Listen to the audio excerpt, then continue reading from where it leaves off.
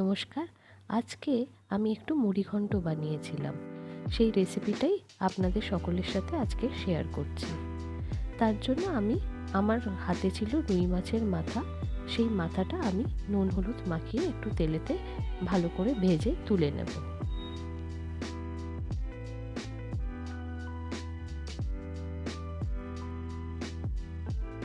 মাছের মাথাগুলো এপিট ওপিট করে ভেজে তুলে নিলাম। এরপর বাকি তেলেতে আমি গোটা গরম মশলা, তেজপাতা, গোটা জিরে ফোড়ন দিয়ে দিলাম। ফোড়নটা ফুটে উঠলে এরপর আমি বেশ 10-12টা মতন রসুন হালকা করে থেতো করে সেটা দিয়ে দিলাম। হালকা ভেজে নিয়ে এরপর একটা বড় পেঁয়াজকে কুচি করে সেটা দিয়ে হালকা সোনালি করে ভেজে নিচ্ছি। পেঁয়াজ আর রসুনটা হালকা ভেজে নিয়ে তারপর আমি একটা আলুকে ডুমো ডুমো করে কেটে নিয়ে সেটা দিয়ে দিলাম। স্বাদ অনুযায়ী নুন দিয়ে দিলাম। আলুটা অপশনাল, আপনারা দিতেও পারেন, নাও দিতে পারেন। এরপর আমি একটা টমেটোকে কুচি করে দিয়ে দিলাম আর একটুখানি আদা বাটা দিয়ে দিলাম। দিয়ে সব কিছু খুব ভালো করে কষিয়ে নেব।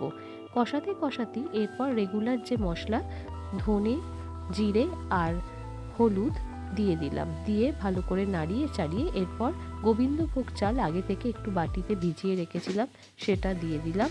সাথে মাছের মাথাগুলো যেটা ভেজে রেখেছিলাম সেগুলো দিয়ে দিলাম। দিয়ে সব কিছু খুব ভালো করে আমি কষিয়ে নিচ্ছি। এরপর কয়েকটা কাঁচা লঙ্কাকে হালকা চিড়ে সেটা দিয়ে ভালো করে নাড়িয়ে চাড়িয়ে রান্না করে নিচ্ছি। সব কিছু ভালো করে কষিয়ে নেবার পরে এরপর হালকা গরম জল আমি দিয়ে দিলাম।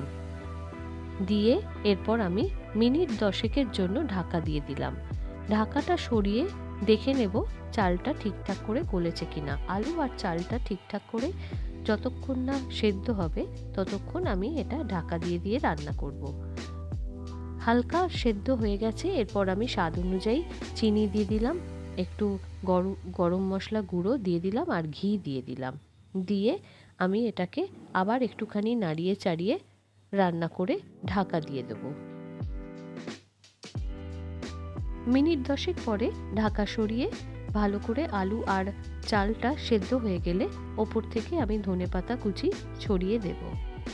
আলু আর চালটা ভালো করে সেদ্ধ হয়ে যাবার পরে জলটা আপনারা কতটা ঝোল অবস্থায় রাখতে চান, যদি আরও বেশি ঝোল রাখতে চান তাহলে আর একটু জল দিয়ে দেবেন।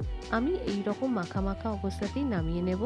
ওপরে একটু ধনেপাতা কুচি ছড়িয়ে দিলাম, ভালো করে মিশিয়ে এরপর এই অবস্থাতে আমি এটা সার্ভ করে দেব। Thank you.